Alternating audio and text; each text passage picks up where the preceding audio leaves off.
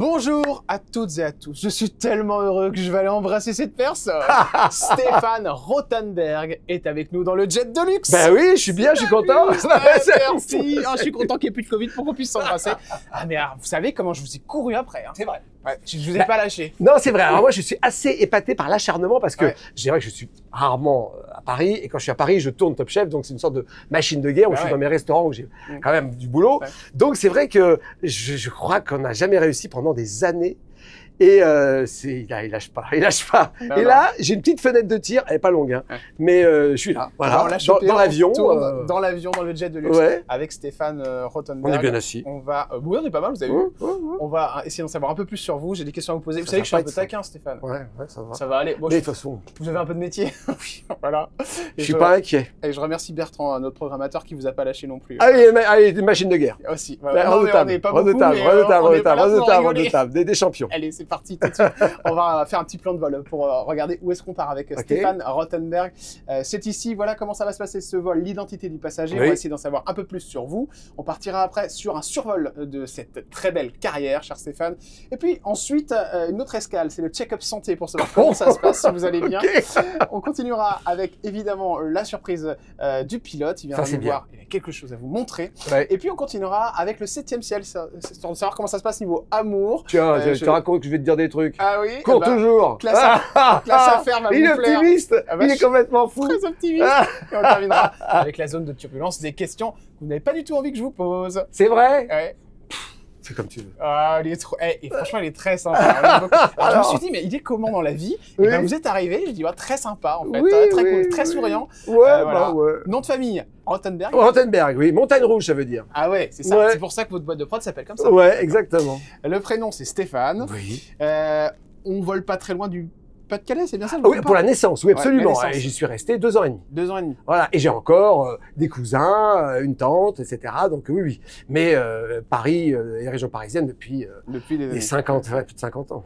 Une petite date de naissance, c'est un 21 septembre. 67, on peut dire, j'ai pas honte, ça fait quoi? 57, 58, 57. 58 à la fin de l'année.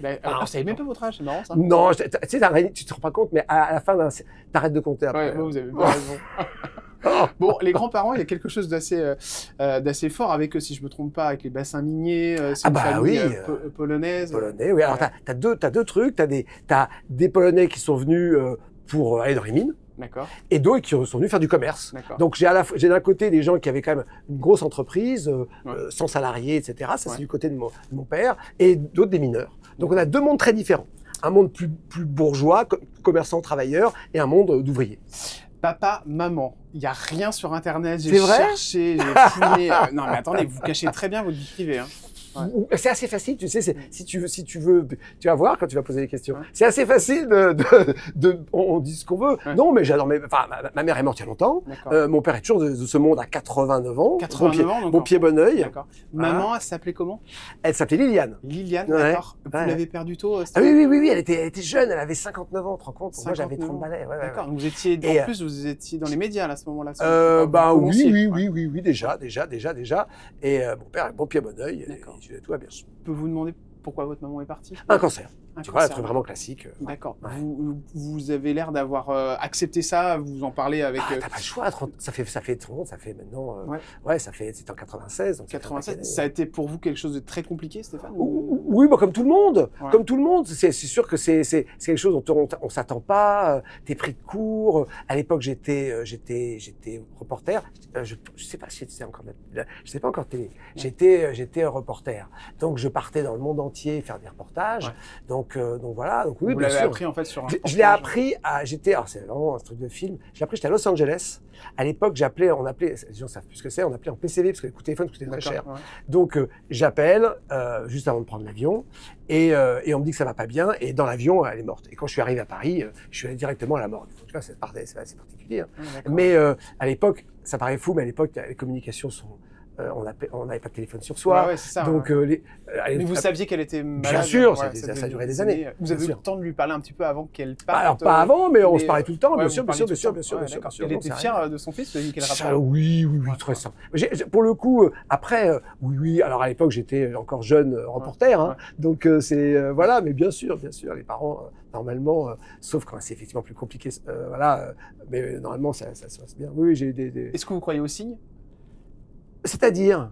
Les signes des gens qui sont disparus, qui viennent vous voir, qui vous font un petit coucou? Non, je pense pas, je sais pas. pas. Après, j'ai fait il y a très longtemps une émission qui s'appelait Normal Paranormal. Ouais, bien sûr. Donc c'était M6 d'ailleurs. C'était M6, voilà. Je suis très curieux de ça. J'ai rencontré beaucoup de gens dans tout cet univers. Donc il y a des choses étonnantes. Tu vois. Donc je suis pas complètement cartésien obtus.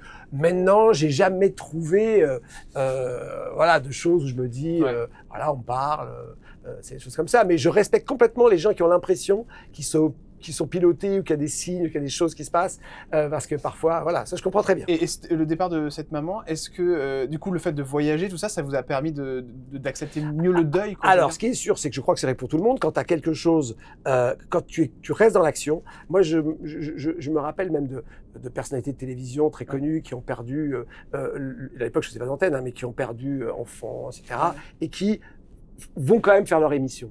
Comme les gens qui... ça paraît fou, alors qu'en fait, la plupart des gens... D'ailleurs, on a reproché il n'y a pas longtemps à Lio de monter sur scène alors qu'elle venait de perdre son fils, si je ne me trompe pas. Moi, je comprends très bien. Et la plupart des gens retournent travailler très vite. Donc, c'est vrai pour tout le monde. Et en fait, l'idée, c'est de se dire...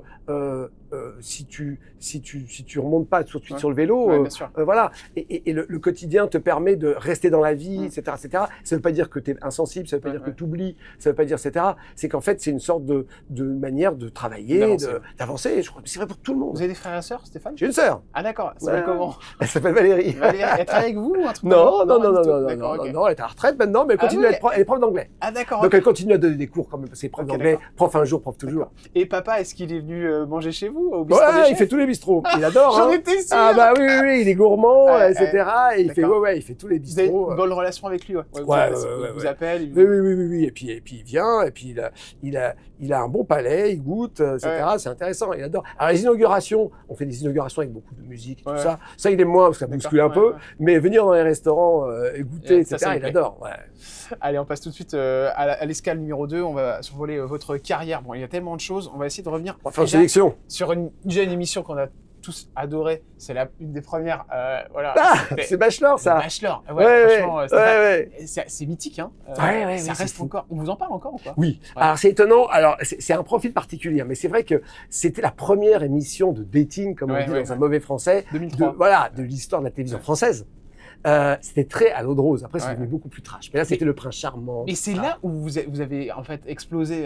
C'est mon premier gros succès. Succès. Et justement, enfin, animateur télé, parce qu'au début, j'ai vu, vous avez fait plein de choses. Vous avez été rédacteur en chef pour France 2. Enfin, vous avez. C'est les voitures aussi, vous. Hein, vous avez beaucoup les bagnoles, tout ça. J'ai fait plein de choses différentes à la télé. Mais là, aujourd'hui, vous êtes à l'apogée de ce que vous vouliez faire. On est d'accord. En tant qu'animateur, en plus, vous êtes très apprécié du public. Oui, alors c'est vrai que, ce qui est vrai que, en fait, j'avais plein de passions. Et très incompatible. Quand tu veux être journaliste automobile, animateur de télévision, c'est quand même pas exactement la même chose. Donc j'ai voulu faire plein de choses et du coup j'ai mis beaucoup de temps avant de faire de la télé parce que une fois que tu es pris dans une carrière, bah tu essaies quand même d'avancer. Donc quand j'étais journaliste automobile, qui n'a rien à voir, j'ai fait ça 7 ans. Et donc la télé ça a été un peu long après et finalement je me suis retrouvé à embaucher des gens à la télé, être chef de chaîne, petit chef de chaîne à France 2. Où j'ai mis en place avec ma patronne plein d'émissions, de Lopez, d'Ardisson, de Christine Bravo. Et c'est très très bizarre parce que je voulais faire de l'antenne et j'étais le patron d'animateur. J'en embauchais plein. C'est drôle. Et c'était un peu étrange. Et j'ai adoré ça, hein. Christine Bravo, Ardisson, etc. Oui, bien sûr. Vous étiez sur les premières. Hein. Union Libre avec Christine, c'est au programme, tout le monde en parle. Nikos, qu'on a embauché, j'ai fait le casting de Nikos. Ah ouais, ça devait être quelque chose, non? Énorme. Et comment ça s'est passé comment? D'abord, on a vu. En fait, on a casté avec ma patronne les chroniqueurs d'Union Libre, l'émission de Christine Bravo, le grand retour de Christine Bravo. Et c'était des chroniqueurs par pays. Donc Nikos, la Grèce, il y en avait plein d'autres. Et normalement, la Grèce, c'était pas dans l'émission, dans notre concept, le pays dont on avait parlé le plus. Mais le mec était une machine de guerre déjà. D'accord. C'était un formidable chroniqueur déjà. Il était journaliste sur Euronews. Ouais. Il présentait les journaux. Donc c'est un journaliste très sérieux. On a du mal aujourd'hui qu'il fait des ronds sur place. Ouais. Mais c'est vrai qu'à l'époque, et il a tout de suite pris sa place. Ouais. Et TF1 nous l'a chippé d'ailleurs. Hein. Voilà, ils l'ont repéré. Hein, bon, parce que intelligent, charismatique, bon, tout était là déjà. Et du coup, on a une complicité avec Nikos parce que on se connaît d'avant lui. Il me connaît d'avant, j'étais petit chef. Et lui, c'était le chroniqueur débutant d'un pays. On se dit, bon, la Grèce, on va le faire une fois tous les 15 jours, voire tous les mois. Et puis en fait, il était drôle. Il était fait pour ça. Ouais. Et Christine l'adorait. Elle était sous son charme. Ah ouais, normal. Oh, oui, alors Christine, elle est sous le charme facilement des garçons en général, hein, et elle adorait. Il y avait tous les. Alors, on te dit tout à l'heure, hein, c'était. Mais elle était, elle l'adorait. Vous avez revu Christine Bravo? Alors, je la vois régulièrement. D'accord. Là, ça fait déjà 2-3 ans que je l'ai pas vue, mais on a ce passé en commun de cette émission ensemble. Je l'adore. Grande gueule, Christine. Voilà. Alors, ce qui est extraordinaire, c'est qu'elle est totalement sans filtre. Elle dit ce qu'elle pense sans réfléchir aux conséquences. Ça lui a coûté plein de problèmes dans sa carrière, tu sais. Elle est extraordinaire. Mais parce qu'en fait, elle est très honnête, Paf, quoi. Elle y va. Tu sais, par exemple, ma chef est extraordinaire aussi. Mais c'était sa chef, sa super chef, qu'elle pouvait avoir. Et elle pouvait dire, lorsque la chef arrivait, normalement, les animateurs font un peu attention au grand patron de chaîne. Et ils disaient, mon Dieu, ta coiffure, mais qu'est-ce que t'es moche, mais c'est pas possible. Tu vois, et tu peux pas dire ça. C'est un peu gêné, bon. Cache. Bah, c'est ça c'est ça que les gens aiment aussi chez elle. Bien sûr, bien sûr. Alors, compliqué à gérer parce que cache.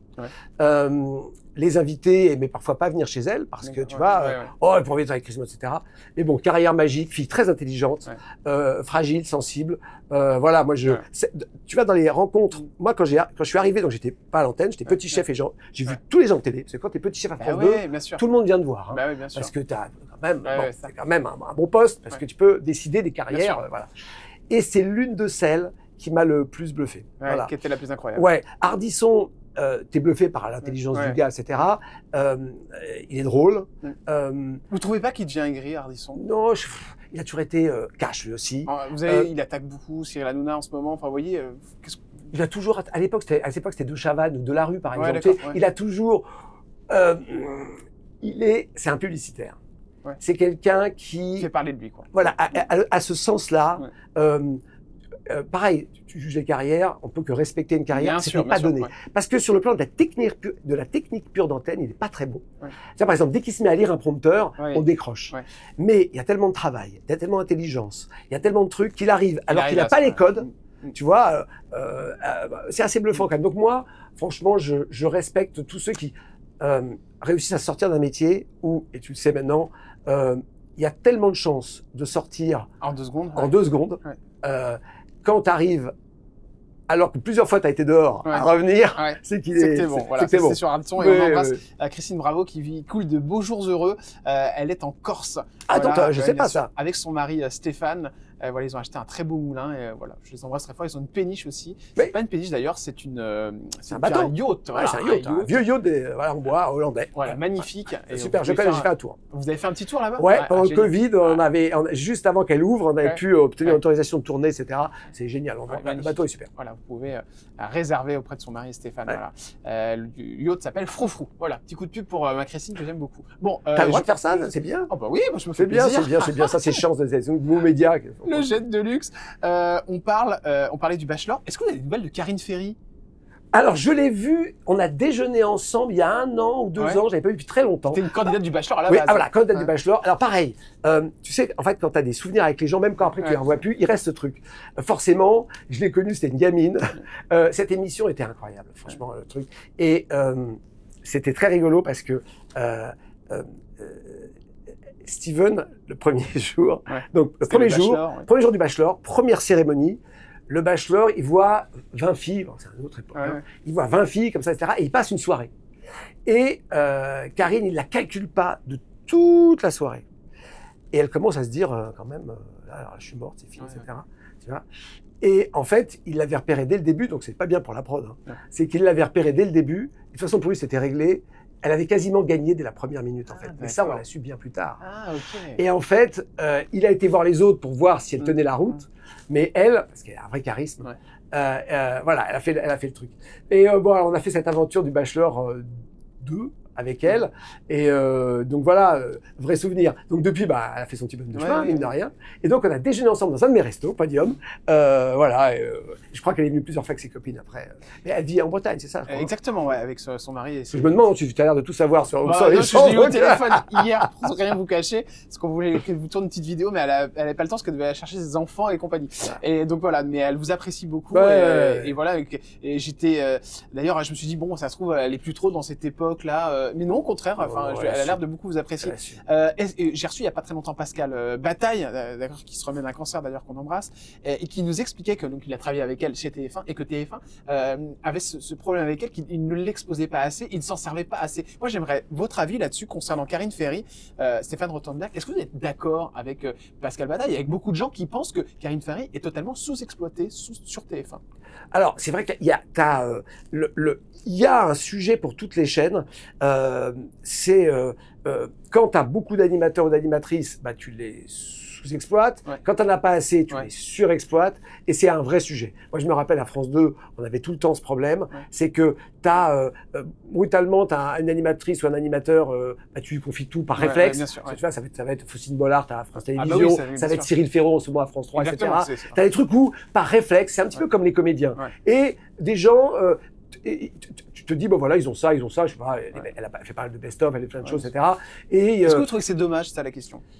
En fait, c'est des tendances. Il faut qu'elle tenait. Si c'est vrai, j'avoue que je réalise pas. Je suis pas assez bien les programmes télé aujourd'hui, donc je peux pas dire. On ne confie pas de programme, vous voyez, c'est ça. Ouais, non, mais ça c'est pas impossible. De toute façon, TF1 manque d'incarnation fille en ce moment. C'est sûr que les garçons prennent un peu plus la main. Moi, je suis pas inquiet à moyen terme sur elle. Il faut juste qu'elle attende. C'est vrai que moi, j'ai eu cette chance à M6 de pas avoir trop ça. Mais pour arriver sur M6, par exemple, Karine Ferry, ça vous fait. Oh bah oui. Oh oui. Mais aujourd'hui, elle a un profil. Franchement, qui fonctionne quasiment sur toutes les chaînes pour moi. Ah oui, je pense aussi. Hein. Pékin Express, évidemment. Alors ça, c'est un truc de fou. Hein. C'est votre émission, mais ça fait combien d'années maintenant? 20 saisons. 20 saisons. 2005. 20 ans de Pékin Express. On vous dit quoi dans la rue quand on vous croise? On vous parle de Top Chef ou de Pékin Express? En fait, ça dépend des gens. Ah, c'est vrai que tu as les deux. Alors, ce qu'il faut accepter, mais ça j'accepte, c'est je vous regardais quand j'étais petit. Maintenant, c'est normal. Hein. Oui, c'est ça. Tu verras ça. Donc, oui, on a marqué une génération, ça c'est sûr. Et de ça, on dure. Alors, c'est vrai que c'est assez étonnant parce qu'on a du mal à imaginer quand cette émission a démarré, il y avait 6 chaînes. Exactement, mais oui, il n'y avait pas la TNT encore. Il n'y avait pas la TNT. Après, il y a la TNT, puis après, les plateformes américaines et tout le tout-team. Et on résiste, ce qui est complètement fou. Et même, par exemple, en replay, on est, je pense, la première ou deuxième émission de France en replay, toutes chaînes confondues. C'est-à-dire que ça, c'est grâce aux jeunes. Et c'est vrai que c'est très étonnant de se dire, alors que c'est pas le format le plus puissant de France, tu vois, il y a des formats beaucoup plus puissants. Mais en replay, je pense, Koh-Lanta et nous, ça se joue. C'est complètement fou. Bah oui, c'est ça. Est-ce que c'est un concurrent de Denis Brognard? En fait, on n'aime pas. Mais non, parce qu'en fait, alors déjà. Vous êtes jamais chamaillés tous les deux? Ah non, au contraire, on s'entend même super bien. Et on va même te dire, sur des trucs genre, mais non, parce qu'en fait, vous êtes quand même deux concurrents. Enfin, je veux dire, lui, il est sur TF1, vous êtes sur M6, vous vous présentez deux jeux d'aventure. Ouais, mais au contraire, on est justement, c'est la même crèmerie. C'est-à-dire qu'en fait, on est et alors, c'est marrant parce que lui, il fait des trucs que j'aurais adoré faire. Par exemple, il a fait de la Formule 1. Moi, j'adore ça. J'aurais adoré faire ça. Donc, on a. Vous n'avez pas fait avec Chapat? J'ai vu voir ça. Pas de Formule 1 parce que voilà, donc j'ai fait de la voiture. Ça, super. Mais j'aurais adoré faire la Formule 1, mais la M6 n'a jamais acheté la Formule 1. Et là, c'est sur Canal pour un paquet d'années, je pense. À moins qu'Apple fasse le bon coup, parce qu'il paraît que c'est ça. Donc, bon. Je peux parler de la F1, Canal. Et Denis, lui, il a fait de la F1, donc il a eu un moment, c'était génial. On a même le caméraman, c'est le même. Son caméraman et mon caméraman, c'est le même. Donc non, au contraire, on s'appelle de temps en temps. Je suis venu chez lui en Corse, il a plus maintenant, je crois. Mais non. Ça aurait pu vous plaire de présenter Koh-Lanta? Bon, ouais, je sais pas. Alors moi, j'ai un problème. Je te dis, c'est un truc, c'est que moi, fondamentalement, c'est un même défaut. Hein, on me propose un truc, fondamentalement, je fais ouais. Enfin, il y a deux, trois. Journal du Hard. Non mais non. Ce que je sais, c'est que je sais pas être drôle. D'accord. C'est embêtant pour ton émission, je sais pas, mais je sais pas être drôle. Donc, si on me demandait de faire de l'humour, j'aurais plus de mal. Ou alors le clown blanc. Entouré de déconneurs, je saurais faire. Une autre personnalité qui a fait beaucoup parler d'elle, et vous l'avez reçue aussi dans All Stars, c'est Inès Reg. C'est vrai, elle était avec Valérie. Elle a gagné Pékin Express. Ouais, exactement, avec Valérie Trierweiler. Enfin, elle était contre elle. Et d'ailleurs, c'est dans votre émission qu'il y a eu cette première phrase de dite qui bah oui, c'est Valérie Trierweiler qui l'avait traité de salope, entre guillemets. Non, mais c'est vrai, c'est chez vous, Stéphane Rottenberg. Oui. Voilà. Et après, vous savez que ça a foutu un bordel pas possible. Oui. Sur Danse avec les stars, puisqu'elles se sont effarouchées avec J'ai appris ça, oui, j'ai appris ça. Ça vous a étonné ou pas d'Inès Reg, vous, qui l'avez connue dans Pékin Express? Alors, c'est vrai qu'avec Pékin Express, moi, elle me faisait que rire. Sa sœur est absolument géniale. Sa sœur n'est pas connue médiatiquement. Hein. Elle a fait Pékin Express avec sa sœur. Sa sœur, je l'ai revue, pas Inès. Sa sœur est venue dans mes restos, donc du coup, je l'ai croisée, etc. Et c'est extraordinaire. Elle est cash. Moi, je n'ai vu qu'un bonbon d'amour. Extrêmement compétitrice, en revanche. Elle veut gagner. Bah oui, elle veut gagner. Donc, c'est possible que dans la compète, tu vois, ça bastonne. J'avoue que j'ai pas trop suivi, pardon, l'histoire de Danse avec les stars, mais ça vous a amusé, quoi. Vous avez trouvé ça drôle. C'est pas que c'est grave. C'est-à-dire qu'en fait, on en a fait un peu. Alors, non, mais voilà, je vais te dire, j'en ai un truc qui me. J'ai une sorte de résistance fascinante, qui est peut-être pas ton cas, au buzz creux. Ouais, c'est ça, buzz creux. Et c'est exactement ça. Je n'y arrive pas. C'est-à-dire que je n'arrive pas à me passer. Tu parlais de l'ardisson, je sais pas quoi, truc, même. Pour anticiper Cyril Hanouna, etc., etc. Parfois même pour des sujets graves, c'est pas le sujet. Mais là, alors pardon. Mais je vous montre une autre photo. C'est la photo d'une personnalité que j'aime beaucoup. Oui. C'est Isabelle Morini-Bosque. Génial. Candidate de Pékin Express. Et puis elle est sur votre groupe depuis des années, hein, parce que RTL M6. Candidate de Pékin Express, c'est pas la plus performante des candidates de Pékin Express qu'on a eu. On vous embrasse, Isabelle. Elle a été dernière quasiment du début à la fin. Mais quel personnage. Extraordinaire. Elle est trop drôle. Elle est trop drôle. Et elle arrive donc sur le groupe, puisqu'elle fera partie, si je ne me trompe pas, des chroniqueurs et des chroniqueuses de Cyril Hanouna. Vous avez quelle relation avec Isabelle Morini-Bosque?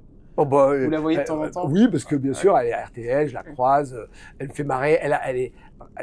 Elle a une punchline par phrase, en fait. Oui, c'est ça. Voilà, elle pratique l'autodérision, qui est l'un des humours les plus raffinés que je connaisse, qui soit. Être capable de se moquer de soi-même, c'est élémentaire. Donc, presque pour aller chercher quelques compliments, mais ça fait partie du personnage. Mais voilà, quand l'intelligence, la gentillesse et le professionnalisme se rassemblent, si tu veux, voilà. Maintenant, Pékin Express, courageux de l'avoir fait. Et c'est clair. C'est pas la championne. Mais. C'était quoi le pire? Qu'est-ce que ça. Elle comprenait pas les règles. Isabelle. C'est génial. Et on l'aime quand même. mais elle avait de la volonté. Bien sûr. Et comme elle aime les gens, elle a quand même réussi à avancer. Moins vite que d'autres, mais elle a quand même réussi à avancer. On embrasse très fort Isabelle qui a perdu son mari il n'y a pas très longtemps. Et voilà, c'est vrai qu'on aime beaucoup. C'est un personnage. Bon, qui voilà, regardez, prenez ça, regardez qui c'est. J'ai quelqu'un à vous montrer. De l'autre côté, cher. Vous pouvez me le montrer? Vous reconnaissez cette personne? Bien sûr, je connais bien. Je crois qu'il va venir vous voir dans votre groupe. C'est bien. C'est bien, c'est Cyril Hanouna. Ah là là, Stéphane. Je me suis dit, c'est trop drôle, il faut que je vous pose cette question quand même. Donc l'émission va s'appeler Tout beau, tout neuf. Il arrive dans le groupe M6. Vous aimez bien le nom de l'émission? Tout beau, tout neuf. Et vous connaissez Cyril? Oui, je le connais depuis très longtemps. Je le connais parce qu'il était animateur sur M6 avant déjà. Il avait fait le Morning Live, il avait remplacé Michael Youn.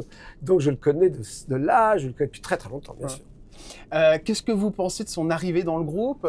Ça va être un collègue du coup oui, non mais franchement, l'appareil. Parce que ça a été un peu, on sait qu'il y a eu quelques petites frictions à droite à gauche, donc c'est pour ça que je vous pose la question. Mais vous, j'ai l'impression que vous relativisez tout. Oh là là là là. Je vous amuse, je pense. Non mais, oui, alors déjà oui, il me fait rire, mais je comprends. Alors, il y a eu, alors moi, ce qu'on m'a dit, c'est il revient pour faire ce qu'il faisait. Bien sûr, avant les Gilets. Ça c'est le truc. Après, il y a eu des tensions avec des gens. Avec Karine, très sérieuse, a priori, qu'il a bien réglé d'ailleurs. Voilà, je crois qu'il s'est excusé, quel truc, c'est leur affaire.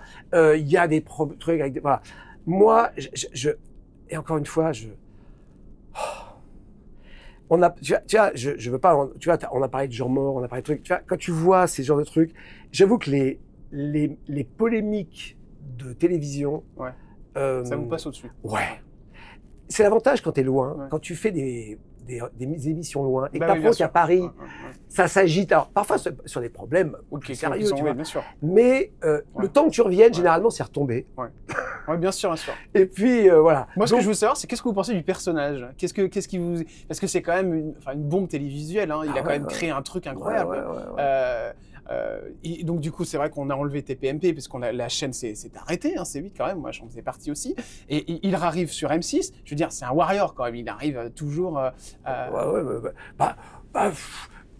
c'est un animateur de très grand talent, ça c'est évident. Enfin, celui qui dirait le contraire connaît pas le métier. Voilà, c'est évident. Enfin, le nombre d'heures de direct, la capacité à tenir cette antenne, le succès d'audience. Donc, c'est une évidence. Enfin, on peut pas réussir, même si bien évidemment, en arrivant sur... Alors, W9, c'est une chaîne comparable à C8.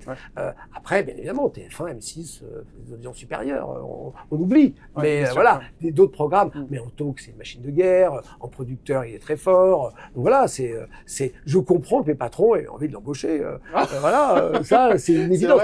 Bien évidemment. Bah oui, c'est vrai que c'est... Et après, c'est vrai que Vous en avez parlé avec vos collègues ou pas, sincèrement? Non. Animateurs de M6? Non, pardon, mais... non, mais je sais qu'il y a une histoire de photos avec notamment Bruno Guillot qui voulait pas faire de photos avec lui. Vous, si vous voyez Cyril Hanouna, vous ferez une photo avec lui Non, il n'y a pas de souci pour ça. Non, mais alors, moi, de toute façon, je suis jamais sur les photos de groupe parce que je suis jamais là pendant les conférences. En septembre, je tourne Pékin Express. D'accord, mais s'il était là, vous feriez une photo avec lui, il n'y a pas de problème. Non, mais... Alors, je sais pas comment vous expliquer, je m'en fous. Oui, c'est des histoires de... Mais après, ça fait beaucoup parler, Stéphane, à chaque fois. Oui, je sais bien.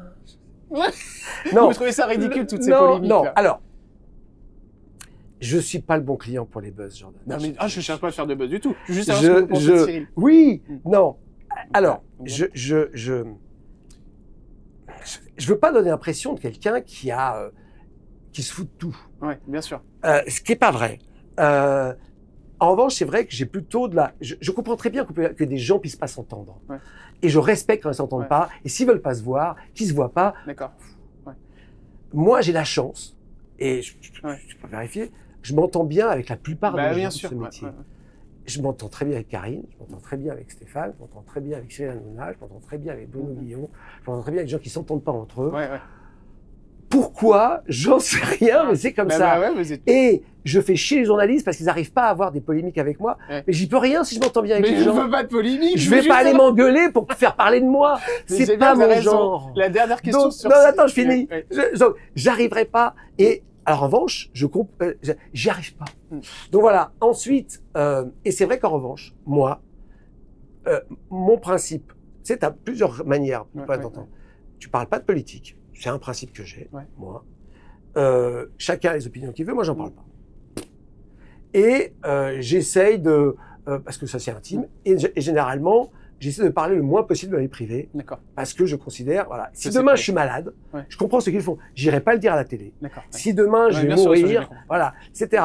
Et si j'ai des problèmes de cœur, j'irai pas le dire à la télé.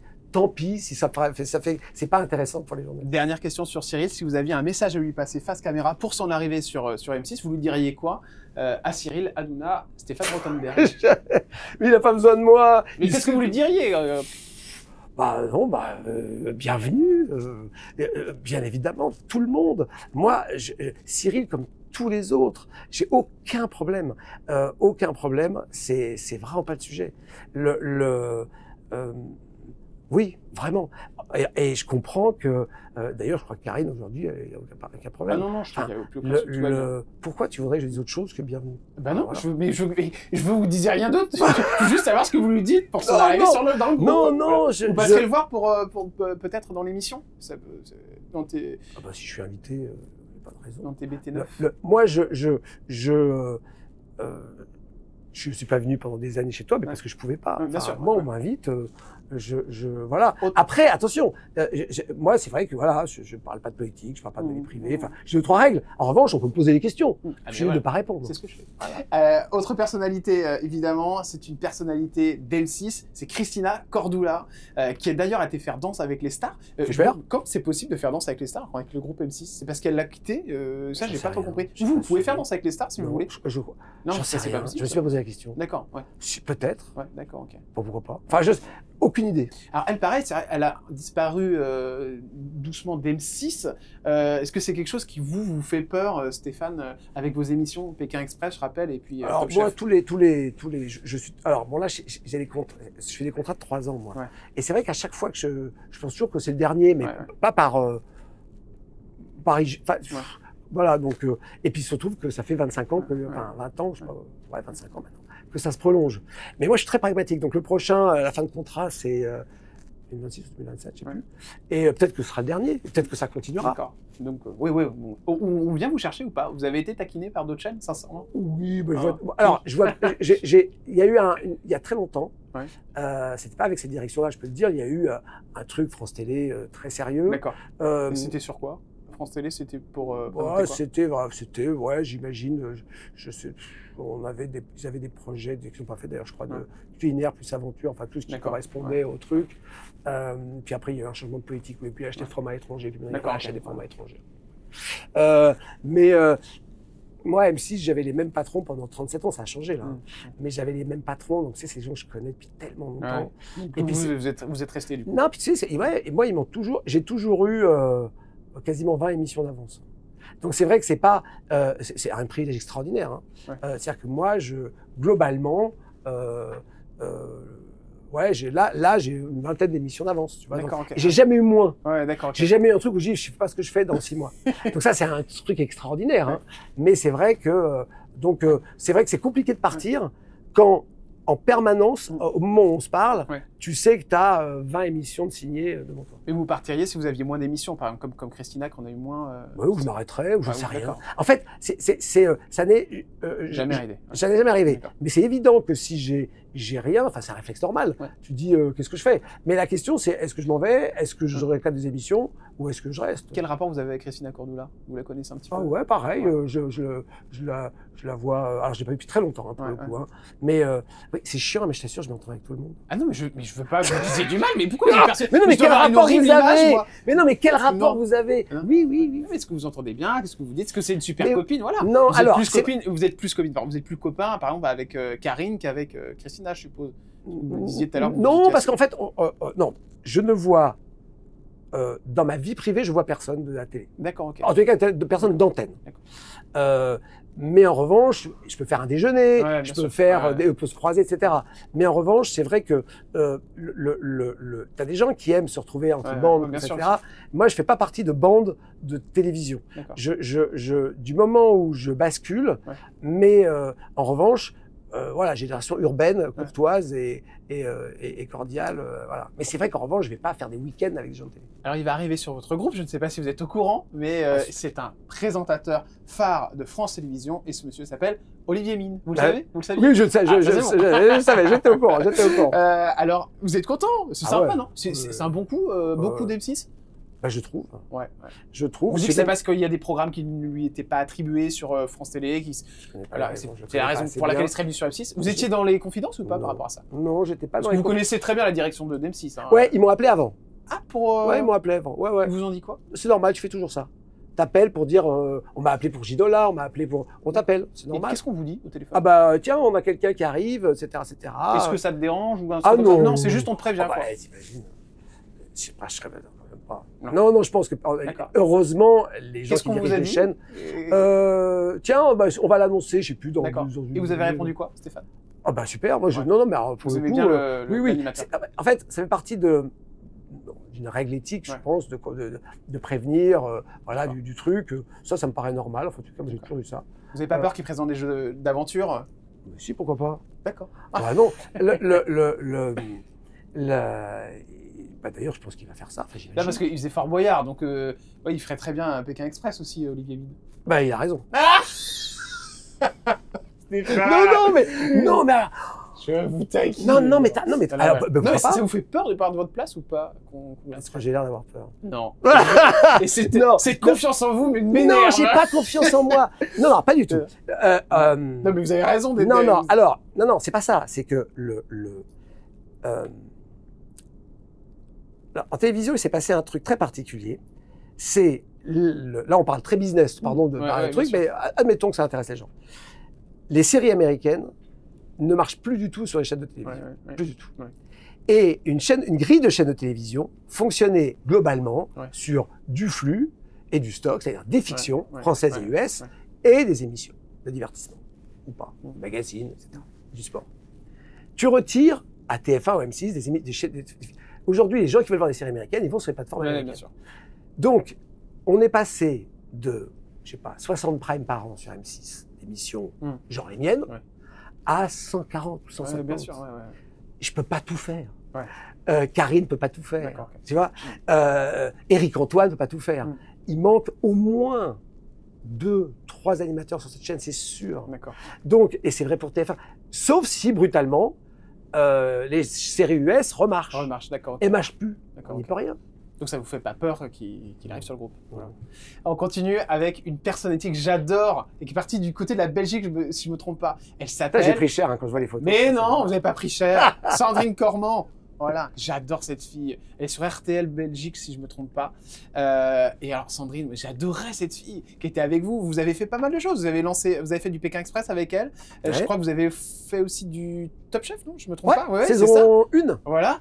Comment il va? Est-ce que vous avez des nouvelles? Non. Pas du tout. Non, j'ai pas été en Belgique depuis très longtemps, c'est pas bien d'ailleurs, parce que régulièrement, comme mes émissions sont diffusées en Belgique, il faut que j'aille prendre la promo aussi. Non, mais elle est super. C'est compliqué Top Chef à 2. Oui, c'était compliqué. Alors pas du tout entre nous, mais c'est pas un programme qui fait pour être doublement animé. En fait, après j'avais eu Agathe Le Caron en animé sur Top Chef, pareil. Extraordinaire fille, qui a été France 5 nous a piqué. Et là, sur ce truc-là, c'est vrai que c'était pas facile pour nous parce que Top Chef, c'était en double animation, ça n'a pas de sens. Qu'est-ce qui était le plus dur en co-animation? Non, parce qu'en fait, déjà, en fait, quand les chefs n'étaient pas connus, tu es obligé de renforcer un peu l'animation. Quand les chefs sont des personnalités, voilà, c'est bon, tu n'as pas besoin déjà, voilà, un animateur, ça suffit largement. Donc voilà, c'est pour ça que Top Chef, on est passé d'un duo dans la version française pendant 3 ans, à partir du moment où les chefs avaient une notoriété suffisante. Voilà, et puis surtout, ce qui s'est passé, c'est que surtout, Agathe est partie sur France 5. Elle n'a pas été remplacée. Et pourquoi elle est partie, Sandrine, du coup? Parce que ça s'est arrêté. Aucune idée, mais c'est le même groupe, non? Je crois que c'est le même groupe. Non, oui, je crois pas que ça partie. Elle est partie en tout cas de la télé. Oui, mais c'est la même maison. Oui, très malin. Allez, on enchaîne avec évidemment cette émission quand même Top Chef. Et moi, je vais juste vous parler des chefs, évidemment, parce qu'ils sont incroyables. On commence avec cette dame que j'aime beaucoup. Grande copine d'ailleurs de Laetitia Hallyday. Une des plus grandes chefs du monde. Une des plus grandes chefs du monde. Elle s'appelle Hélène Darroze. Copine? Ouais. Vous allez manger chez elle à oui, elle est très généreuse parce qu'elle fait toujours des dîners, même à la maison, avec toutes les équipes, etc. C'est incroyable parce que c'est une énorme bosseuse, elle a des restaurants partout, il faut qu'elle tienne aussi une famille avec 2 enfants, etc. Et elle nous nourrit pour Top Chef, on nous en demande des trucs. Elle amène trop? Oui, non, mais elle fait toujours, c'est très dur de coordonner tout le monde, mais il y a toujours le dîner Top Chef chez Hélène Darroze, qu'on fait toujours avec les membres du jury. Elle est marrante ou pas en tournage? Parce qu'elle a l'air drôle. Non, mais de toute façon, tous, ils s'entendent très très bien. Et il n'y a jamais eu de friction entre les chefs? Non, cette bande-là, non. Non, il y a des bandes où il y a des frictions? Non, mais des bandes qui étaient moins complices parce que c'est moi en fait. Et c'est vrai que là... Au début. Ouais, c'est ça. Il y avait des différences de génération, il y avait des chefs qui se connaissaient moins, ou alors plus de respect. Jean-François Piège, Christian Constant était un chef, alors ça on parle à 15 ans. Christian Constant, vous voyait parce qu'il y a une telle différence, etc. Donc c'était plus compassé, etc. Là, ils sont quasiment de la même génération, mis à part Stéphane Lecaille qui est plus jeune. Donc ils sont même, c'est des gros déconneurs. Philippe Etchebest, évidemment, qui arrive là, alors lui qui a son émission aussi, il a décraché. Mais tout ça, c'est grâce à Top Chef finalement qu'il a récupéré. C'était avant, je sais plus. Cauchemar en cuisine, évidemment, avec Philippe Etchebest. Bon. Fort tempérament, évidemment. Copains dans la vie aussi, vous envoyez des messages. C'est le genre de mec envoyer des trucs un peu drôles, non, par texto, non? Alors ils sont,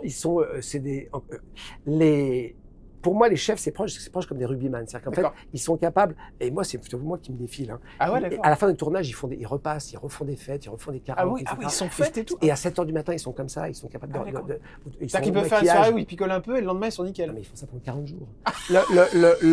Ah bon? Et à 7h, ils sont là au maquillage. Je savais pas qu'ils faisaient la bringue, moi. Ah non, c'est des bringueurs. Bah oui, parce qu'ils sont loin de leurs... Alors, ils vont dans leurs affaires, quand ils sont en truc. Et quand ils vont pas dans leurs affaires, bah, ils sont ensemble, ils vont chez leurs potes, ils connaissent tout, ils vont chez les autres chefs. Donc ça vous est arrivé, par exemple, d'avoir Ed Chebest qui débarque sur le plateau, qui sortait de soirée? De soirée, non. C'est plus. Ah oui, ça dépend. C'est pas des boîtes de nuit. Oui. C'est non, mais ils vont chez les confrères. Oui. Et le problème, c'est que les confrères ils bossent, donc ils attendent la fin du service et ils commencent à boire un coup après le service, donc 23h minuit jusqu'à 3h, 4h, que sais-je. Et puis ensuite, ils recommencent. Et puis en plus, il adore la musique, donc il suffit qu'il y ait un. Ah bah oui, c'est vrai qu'il est guitariste, si je me trompe pas. Il est batteur. Ah oui, il est batteur, pardon. Oh là là. Pardon, monsieur Chebest. C'est des fêtards. Ah d'accord. Vous lui diriez quoi, Philippe Chebest, si vous aviez un petit message à lui passer? J'aimerais enfin, qu'est-ce que je vais dire je sais pas si vous avez un petit truc à lui dire, ou un rapport avec une anecdote que vous avez eu avec. Non, mais tu sais, par exemple, s'il y a un truc qui est marrant, c'est qu'il a sa batterie dans sa loge. D'accord. Et dès que ça s'arrête, parce qu'il fait des grands festivals, il y a des personnes, ça rigole pas, c'est un vrai musicien. Oui, bien sûr. Et donc voilà, il faudrait que tu m'apprennes à jouer de la batterie. Aussi bien que toi. Aussi bien que toi. Allez, on continue avec les chefs qui sont partis. Il y en a pas mal qui sont partis, évidemment, des premières saisons. Jean-François Piège, notamment. Moi, j'ai une question. Est-ce que vous savez pourquoi ils sont partis, ces chefs Non, on tourne régulièrement. Alors, si tu veux, ça dure jamais longtemps, les chefs de Top Chef. On tourne tout le temps. C'est pas un jury permanent. C'est un jury éphémère qui tourne au fur et à mesure des années. Et donc, je crois qu'il ouvrait 2 restaurants cette année-là. Ouais, donc c'était trop. Il a sorti, voilà. Ils ont tous leurs agendas, leurs obligations. Hélène, ça fait 1 ou 2 ans qu'elle dit est-ce que je continue parce qu'elle a signé des très grands restaurants au Maroc, à Dubaï, etc. Donc voilà. On ne sait pas si ça sera l'année prochaine. Non, alors là pour le coup, je suis pas dans les négos, tu vois, mais ça tourne tout le temps. Hein. Tout le temps. Ouais. Moi, j'aimais beaucoup Guylaine Arabian. Je sais pas exactement la raison pour laquelle elle est partie, elle aussi. C'était une super chef, non? Ouais, ça tourne, mais c'est normal. Encore une fois, mais c'est vrai pour tous les jurys. Tu vois, quand sur The Voice, sur machin, sur truc, ça tourne. Alors, le guide Michelin. Un jour, ils tourneront peut-être avec les animateurs, on ne sait pas. Ouais, c'est vrai. Le guide Michelin s'associe cette année à Top Chef pour cette nouvelle saison. Alors là, c'est incroyable et ça fait couler beaucoup d'encre, puisque, cher Stéphane Rothenberg, c'est du jamais vu. On sait comme c'est dur pour avoir une étoile et à quel point on peut tomber en dépression quand on en perd une. Évidemment, on pense à Bernard Loiseau qui s'était même suicidé parce que. C'est peut-être pas à cause de ça c'est un autre sujet. Il y avait tout un voilà, mais ça n'a pas aidé et de perdre cette étoile. Évidemment, on sait pas eu le responsable, mais voilà, on sait à quel point c'est important et donc du coup, ça gronde un peu parce que cette année, on peut avoir une étoile au guide Michelin quand on gagne Top Chef. Donc vous devez être très très fier évidemment, cher Stéphane, parce que c'est énorme, c'est le Graal, le guide Michelin pour les restaurateurs. Et ça a été critiqué, ignoble, inadmissible. Pourquoi Top Chef 2025 provoque la colère d'anciens jurés, candidats et chefs? Ça, c'est notamment un des débats qu'a eu Michel Saran. Je ne sais pas si vous étiez au courant, mais voilà, lui, il a un peu gueulé. Hein, voilà, il comprend pas. Il dit pour obtenir une étoile, on nous disait qu'on était jugé sur la régularité, l'identité du chef, la qualité du produit, les techniques, mais aujourd'hui, c'est devenu la Starac. Il a lancé ça dans les colonnes de Marianne. Je ne comprends pas comment les inspecteurs peuvent se baser sur Top Chef pour affirmer qu'un candidat mérite une étoile. Je ne comprends pas la logique. Ce qui est étonnant, c'est que lui a été un des chefs de Top Chef. Alors, juste que vous, non, mais dit comme ça, on a l'impression que c'est une affaire d'État. Oui. Bon, je vais essayer de me mettre au niveau et de trouver ça passionnant. Alors, non, je pose juste la question, qu'est-ce que vous en pensez? Il y a eu 3 gars qui ont rallouillé, ça a fait 2 minutes. Ouais. Non mais je vais t'expliquer du coup, parce que on fait ça très sérieusement. Laurent Mariotte aussi. On fait ça très sérieusement, très sérieusement. Dans la réalité, à la fin de Top Chef, en moyenne, tu as 2 candidats par an qui sont étoilés. Dans la foulée. Oui, dans la foulée. Oui, d'accord. C'est pas de sujet. Première chose. Ensuite, les inspectrices et inspecteurs vont déguster 8 fois dans la saison. Les plats, 8 fois, plus la finale. C'est plus, et en étant 5. L'immense majorité des restaurants qui ont les étoiles aujourd'hui ouverts, ils n'ont pas été dégustés autant. Donc en fait, les fourches codines à travers lesquelles passent les candidats sont même plus complexes encore que pour avoir une étoile. Dans ton restaurant.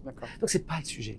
Et en plus, On verra d'ailleurs s'ils sont étoilés, hein, si le gagnant est étoilé. Mais on a maintenant 28 anciens candidats, ou 29 étoilés ou double étoilés. Ouais. Enfin, c'est pas comme si... Ouais, voilà. C'est pas comme si... Pourquoi un ancien chef dit ça? C'est pour ça que je me pose la question. Et des milliers de chefs qui sont d'accord. C'est-à-dire qu'en fait... Vous lui répondez quoi à Michel Saron? Mais pour ce qu'il veut, mais de toute façon, en plus, il continue à être... Mais oui, mais t'as l'immense majorité des chefs qui sont d'accord, qui n'ont pas le sujet. C'est-à-dire que la seule chose, c'est que bien évidemment, dans une sorte de quête, une sorte d'agitation qui intéresse pas grand monde, t'as 3 personnes qui sont pas d'accord, et voilà, on va... Mais, je t'assure, moi, je croise des chefs tout le temps, énormément de monde. Ils trouvent ça génial. Ils n'ont aucun sujet. Exactement. Voilà. Vous devriez tenter Marc Vérard, qui est un super chef d'ailleurs, je pensais à ça. Non, mais en chef. Ah, pourquoi pas? Non, franchement, enfin, je vous dis ça comme ça. Non, mais bien sûr, mais il y en a plein. Il y en a plein, évidemment. Mais c'est vrai que j'aime beaucoup ce mec. On enchaîne avec un petit check-up santé, cher Stéphane Rothenberg. Vous allez bien? 57 ans. Ça, c'est juste savoir. J'en sais rien. Vous êtes bien dans vos baskets ou pas? Mentalement ou physiquement? Bah, les deux. Bon, on essaye. On essaye. Vous avez déjà fait une dépression? Dépression? Oui. Non, je crois pas. Ça n'est jamais arrivé, ça. Non. Et le temps qui passe. Tout à l'heure, vous vous êtes vu, vous m'avez dit, ah, j'ai pris cher. Ce que vous avez dit, hein. Ah ouais, on prend cher. Ça vous dérange le temps qui passe ou pas? Du haut de vos 57 printemps. Est-ce que les 60 ans vous font peur? Non. Alors, je vois que je ne regarde pas l'image, que c'est vrai que c'est pas agréable. Mais ça a toujours été vrai. D'accord. Vous aimez pas pour regarder? Non. Je ne regarderai pas là, je ne regarderai pas l'émission. D'accord, non, mais je regarde même pas mes primes. D'accord. Je les suis avec attention, tu vois, quand je suis dessus. Mais c'est vrai que le rapport à l'image, c'est pas super agréable. Tu vois, par exemple, même les photos officielles, la presse, tout ça, je ne fais confiance au service de presse pour les choisir, tellement j'ai du mal. Donc voilà, ça fait jamais plaisir. Ça fait jamais plaisir, ouais. Bon, vous n'avez pas un rapport de ouf. Le poids, je vous vois, vous êtes tout fin. Non, je suis pas fin du tout. Mais comment vous faites pour... Non, je suis pas fin du tout. Vous mangez tout le temps? Comment vous faites pour pas grossir? Quand je vois le rail travelling, tu vois, je rentre le ventre. Ah ouais? Qu'est-ce qu'il est? Non, mais... Vous avez souci de poids?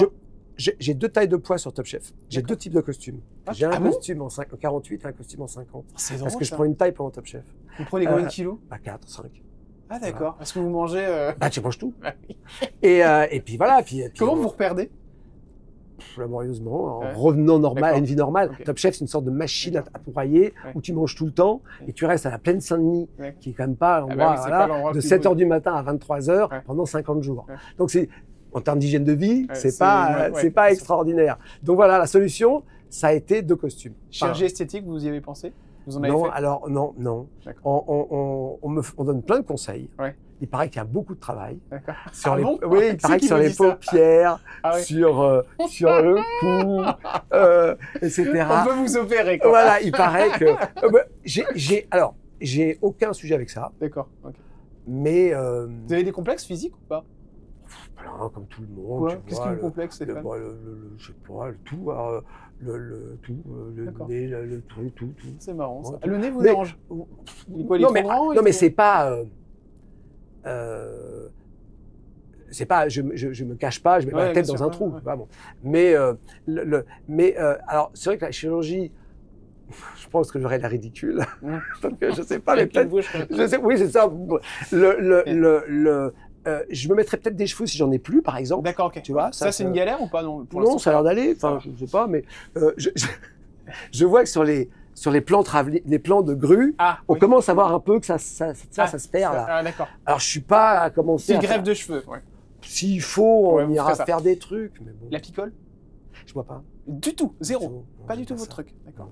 Les drogues, c'est passé dans votre vie ou pas? Non. Non, c'est pas votre truc, quoi. Le sport? Il fut un temps. Il fut un temps, mais c'est un bon tennisman. Ah ouais, un bon tennisman. Ouais, j'adore. J'avais des soucis de MeToo avec des producteurs ou des garçons ou des. Parce que ça, on n'en parle jamais pour les garçons, mais des fois ça arrive aussi. Non, vous êtes jamais fait embêter? Ou même par des femmes, hein? Non. C'est-à-dire que j'ai agressé ou on m'agresse? Non, mais pas agressé. Je me doute bien que vous avez... je me doute bien. Est-ce que non, on vous a embêté? On m'a embêté dans ma vie? Ouais. Non, on m'a dragué. Ah, de télé? Oui. On vous a dragué? Dans la vie, j'espère. Parfois, je voyais pas le truc. Non, jamais. Mais je dis pas que ça n'existe pas, mais moi, pas assez bien à mon avantage. Puis évidemment, très bien, vous le savez.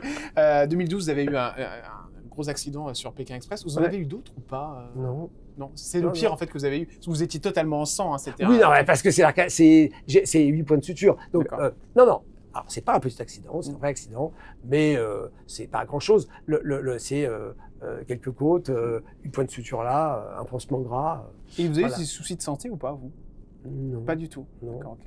Dis donc, mais... Club Santé terminé, c'est bon. Allez, on passe en mode avion. Il y a quoi sur votre téléphone portable, Stéphane Rothenberg? En mode avion, c'est-à-dire il y a quoi sur votre téléphone? C'est quoi votre fond d'écran sur votre téléphone? J'en sais rien. Vous savez même pas? Non. D'accord, ok. Non, alors je suis pas bon pour les réseaux sociaux, je suis pas bon pour les trucs. X, tout ça, vous utilisez Instagram, tout ça, non, c'est pas bon. Instagram, par force. Ouais. Je mets les contenus que je dois publier pour le truc. Ouais. Je suis très nul là-dessus. D'accord, ok. Et alors, c'est pas un jugement de valeur. Ça ne m'intéresse pas moi. Donc je peux pas faire des trucs bien. Et l'application que vous regardez le plus sur votre téléphone, que vous ouvrez le plus, vous savez laquelle c'est? Il y a une application que vous aimez bien en particulier? Des trucs de bagnole d'occasion. Ah ouais, j'adore. C'est de faire les voitures en panne dans un instant. Juste avant, il y a le pilote qui va venir me faire un petit coucou parce qu'il a quelque chose à vous montrer si je ne me trompe pas. Je regarde l'heure, c'est pas impoli. Hein, mais... Non, moi, je vous bonjour, monsieur le pilote. Oui, bonjour. Bonjour, monsieur Rothenberg. Bonjour. C'est bien, mon papa. Mais oui, voilà, c'est la surprise. Puis un petit message, on est passé au-dessus de Pékin. Il y a des fans qui demandent à ce qu'expressément vous retourniez là-bas pour donner des autographes. C'est bien, merci. Merci. Il est unique, il est original. D'accord, ici. Allez, je vais ouvrir cette petite surprise et il y a une vidéo qui va apparaître. Salut Stéphane, je pense que tu m'as reconnu, ne t'en fais pas, Ludo arrive d'ici une seconde. Déjà on voulait vous remercier M6, toi ainsi que les équipes de production nous avoir permis de vivre cette aventure incroyable avec Pékin Express en Afrique et aussi nous avoir permis à Ludo et moi de nous être rencontrés déjà. C'est fou humainement, sportivement et en plus dans tous les domaines en fait. Et ce qui se passe Stéphane, c'est qu'on a un problème. Nos jambes nous en réclament mon cher Stéphane. J'ai toujours autant d'entrain, Mo a toujours autant d'entrain. Et si jamais tu veux repartir au fin fond du monde avec Pékin, sache que notre motivation est intacte. Et même en mode vacances, on est prêt à porter tes valises. Je pense qu'on a montré qu'on a eu du savoir-faire. Promis, cette fois-ci, s'il y a des courses, on ne te fera pas poireauter comme on l'a déjà fait précédemment. Là, cette fois-ci, on va le faire en mode guerrier comme on a tout fait. Et je ne te dis qu'une chose. Prends soin de toi et à bientôt. Gros bisous tonton Stéphane et à très vite on l'espère. Ciao. On adore tonton Stéphane. Oui, pourquoi pas, je prends. Candidat évidemment. Oui. Ouais. Allez, on enchaîne évidemment avec... je les salue, je les embrasse, ça fait très plaisir. Le survol du 7e ciel, on arrive bientôt en fin d'émission et juste, je voudrais mettre une petite photo qui va vous faire très plaisir, cher Stéphane, parce que et oui, c'est l'homme d'une femme. C'est incroyable. Alors là, les records man de longévité, je me trompe pas. Ça fait longtemps que ça dure, non? Tu n'auras rien sur la vie privée. Ah d'accord. Ça fait un bout de temps que ça dure. Passe à une autre question, je parle pas de ma vie privée. Ah d'accord, non, je peux même pas montrer votre femme. Ah d'accord, ok. D'accord. C'est vieux, ça, c'est bien. Vous êtes toujours ensemble? Elle est très jolie, Ah bah elle est très jolie, vous êtes très beau, évidemment. C'est compliqué de vivre avec vous ou pas? Parce que vous êtes tout le temps parti. Elle vous suit? Enfin, elle vous attend à la maison? Parce que du coup, c'est la question... Non, est-ce que c'est compliqué de vivre avec moi? J'en sais rien. Mais non, mais vous êtes tout le temps parti? Oui. Donc c'est vrai, ça c'est vrai. Voilà. Vous avez une fille, ça j'ai le droit de parler de votre fille. Absolument. Emma, elle est magnifique. Oui, elle est magnifique. Elle est splendide. Bon là, elle a grandi. Là, sur cette photo, elle fait un peu la tête. Elle a grandi. Bon, écoutez, en tout cas, votre femme, vous l'aviez, c'était une productrice, directrice de programme du groupe M6. C'est comme ça que vous étiez rencontrés. C'est quand même très mignon. Je trouve que c'est une jolie histoire. Vous avez d'autres enfants? Non. Non, vous avez une fille. Est-ce que ça s'est posé la question d'avoir un deuxième enfant? Oui, c'est fini maintenant. Oui, d'accord. Je remettrai pas le couvert. Ah bah non, je me doute bien. Qu'est-ce qui a fait que non, Stéphane? C'est que c'était sans doute la culpabilité de pas être très présent. Voilà, c'est ça. Ouais. Dieu merci, j'ai gardé un lien très fort, etc. Avec Emma. Mais c'est vrai que t'as quand même la culpabilité. T'as quand même ce truc de te dire j'ai raté peut-être 10 ou 12 anniversaires, ce qui est un ravage personnel. Ah ouais, d'accord. Tu vois, alors tu compenses. Et vous en avez voulu votre femme? Non. Vous en avez parlé tous les deux? Oui, bien sûr. Vous lui avez dit quoi? Ah non, mais elle comprend très bien. Mais c'est vrai que elle se rappelle de l'absence du père dans les anniversaires, tu vois. Mais j'étais là après. Ouais. Mais donc c'est vrai que ce truc-là, tu te dis quand même il y a quand même un soupçon de culpabilité. Merde, j'ai loupé des trucs. Ouais. Non, mais surtout, tu veux pas faire, tu veux pas faire, tu veux pas subir est un bien grand mot parce que je crois que ça va. Mais oui, c'est sans doute ça, voilà. Comment elle a vécu la notoriété de son père, Emma? Je crois pas si mal. Pas si mal. Ouais. Vous aidiez à chercher à l'école, tout ça, enfin. Ouais, alors c'est vraiment à 2 pas, donc pas trop. D'accord. Elle vous a demandé des fois de ne pas venir justement parce que vous étiez connu? Non, ça, je crois pas. Non, après tu avais des conneries. J'ai du fou de voiture, donc parfois, c'est plus vrai maintenant, mais parfois j'avais des voitures un peu spectaculaires. Ouais. Et ça, les enfants, ils aiment pas trop. D'accord. C'est comme une jet privée, hein, une fois qu'ils se truquent, mais ça marche plus. Donc à l'école, c'est vrai que quand j'avais une petite voiture, je pouvais éventuellement la déposer. J'avais une grosse voiture. Bon, c'est pas. Du type quoi, Ferrari, Porsche? Non, j'ai pas eu de.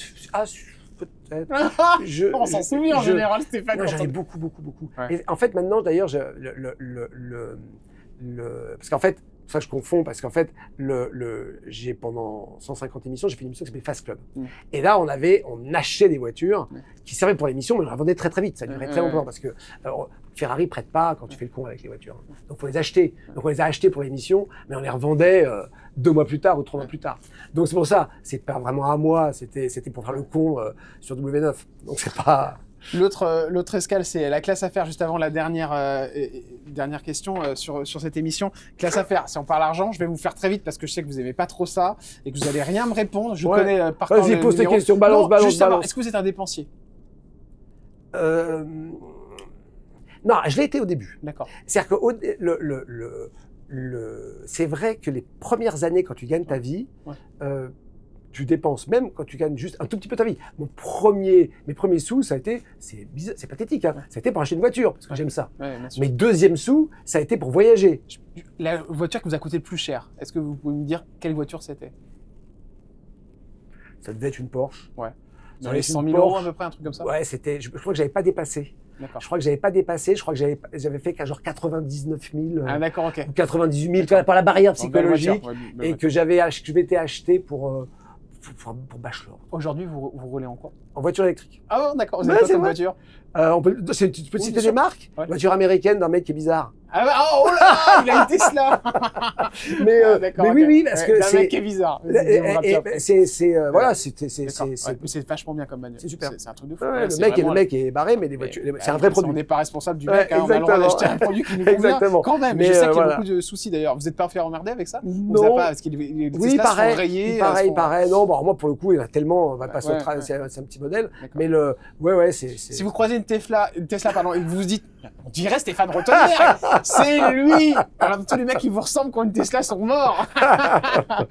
On va passer évidemment, à la zone de turbulence. On va pas avoir le temps d'accueillir le pilote, mais on va directement y aller avec cette question qui, cette fois-ci, me caractérise. Quand on s'appelle Stéphane Rottenberg et qu'on travaille sur M6, on gagne combien par mois? Ça veut rien dire. Ah, j'adore. C'est bien, bravo Stéphane.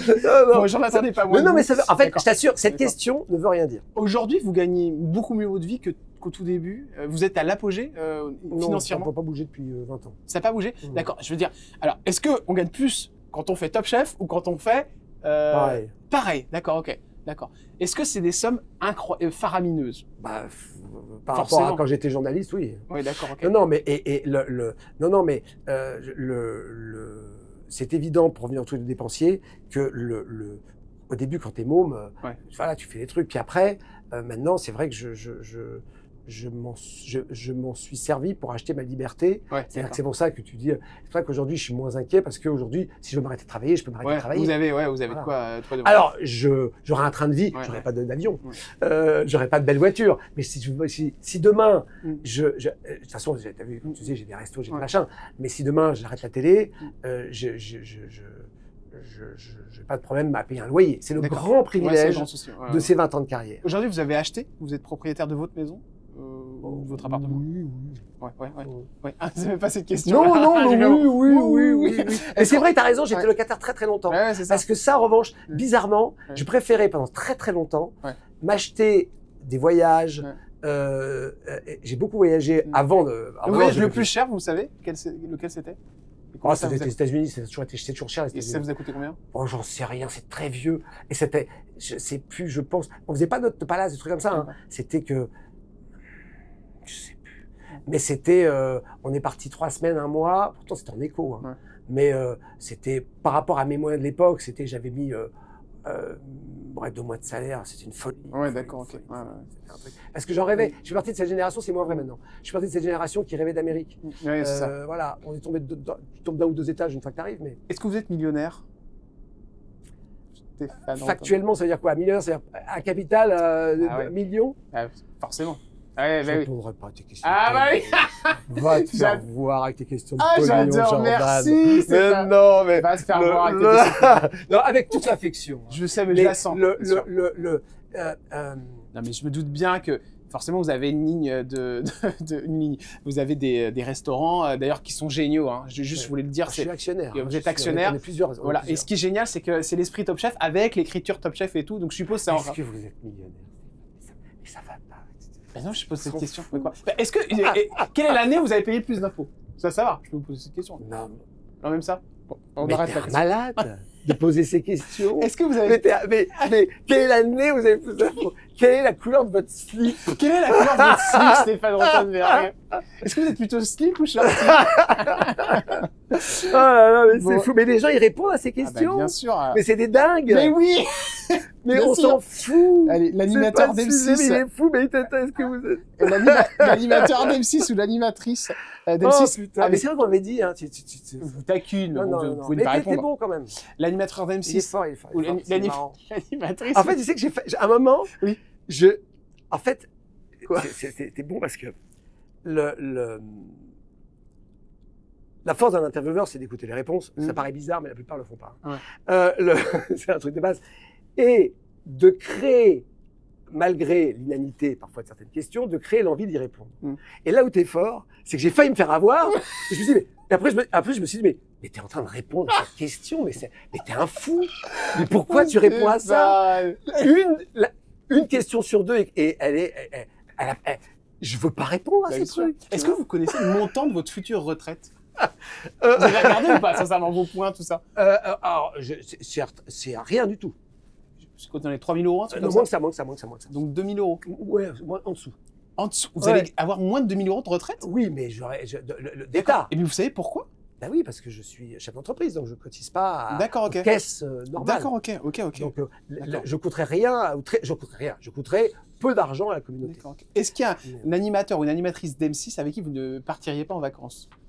Je pars avec personne. Avec personne, d'accord. Non. Alors voilà, c'est-à-dire que, comme je te l'ai dit, j'aime tout le monde, mais je préserve ma sphère privée. Le chef ou la chef avec qui c'est le moins bien passé? Ou le candidat avec qui c'est le moins bien passé? De Top Chef? De Top Chef.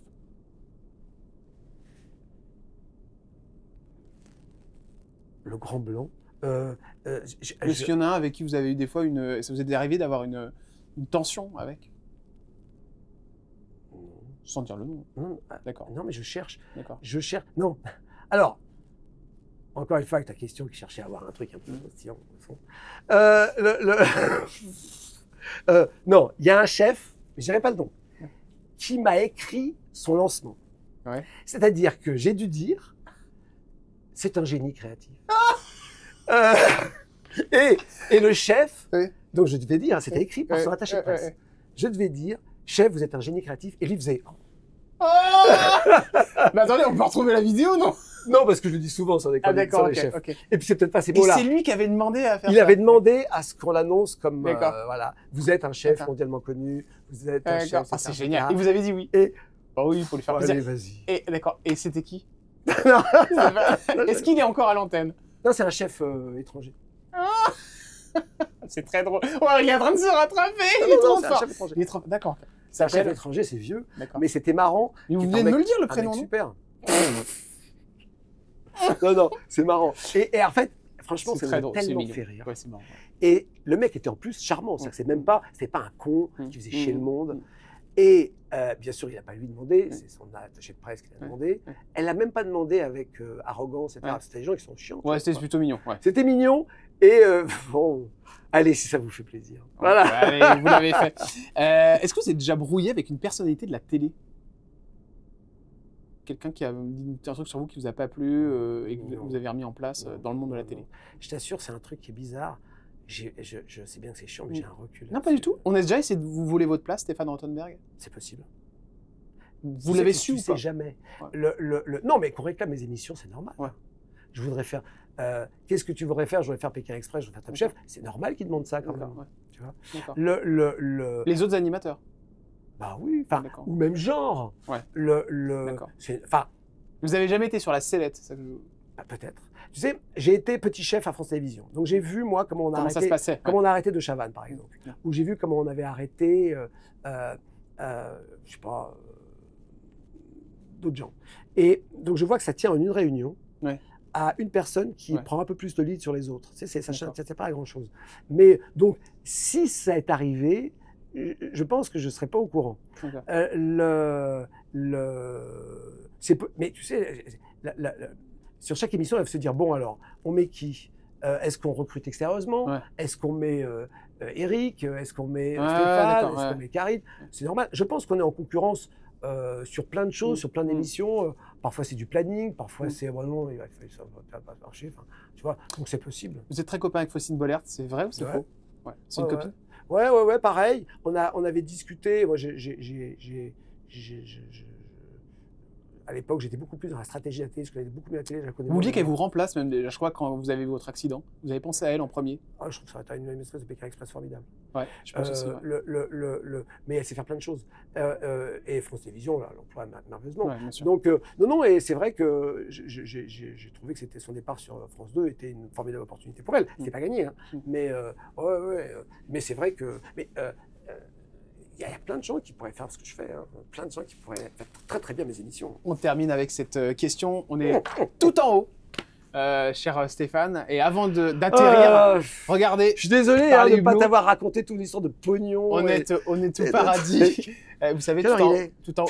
C'est fini. T'es en retard, t'es gonflé. Quand on est au paradis, vous savez, il y a des gens qui sont partis, qui nous manquent forcément. Je veux juste savoir s'il y avait quelqu'un que vous vouliez revoir là, en haut dans le ciel, ce serait qui? Et vous lui diriez quoi? Et on terminera avec ça, Stéphane. De la sphère professionnelle, de la sphère... Quelqu'un qui est parti et qui vous ferait plaisir. Voilà. Globalement, bien sûr, tous les gens qui sont partis, tu as envie de les revoir, ils te manquent tous. Donc c'est vrai que je vais rester... la pudeur fera que... alors, globalement, voilà, question générique, tous les gens qui sont partis, tu as envie de les revoir, c'est vrai. Ensuite, comme c'est plus récent, je ne dirais pas son nom parce que pareil, par pudeur, mais il y a un ami producteur qui est mort il n'y a pas tellement longtemps, qui était un grand producteur de variété, qui est mort il y a une petite année, une grosse année. Et voilà, et c'est vrai qu'il est à mon âge, ça n'a pas de sens, etc. Donc c'est vrai que de toute façon, les personnes disparues, j'ai la chance de pas dans ma vie avoir été trop frappé par les deuils. Récemment, j'ai des gens de ma famille qui sont morts quand même, donc ça aussi. Donc voilà, mais comme tu as vu, je ne veux pas trop aborder le privé, donc je vais rester dans le professionnel. Et c'est vrai que quand tu as comme ça un ami producteur qui décède, tu as envie de voir. Mais globalement, bien sûr, tout le monde. Je pense que c'est le souhait. D'ailleurs, souvent les gens, pas tous, parce que plein de gens qui ne croient pas à la transcendance. On dit, je vais les retrouver, ou je vais la retrouver, ou je vais, voilà. Et donc, voilà, on pense tous à ça. Et c'est vrai que c'est ta quantité de gens comme ça qui parcourent ta vie, qui te manquent parce qu'ils sont plus là. Et voilà, tu as envie de les voir. Mais je suis sûr que toi, dans ton regard, tu penses déjà à quelqu'un, donc tu vois. Merci Stéphane. Salut.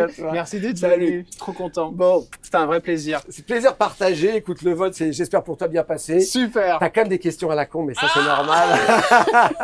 À bientôt dans un nouveau Jet de Luxe avec une nouvelle personnalité. Merci Stéphane. Très content, très content.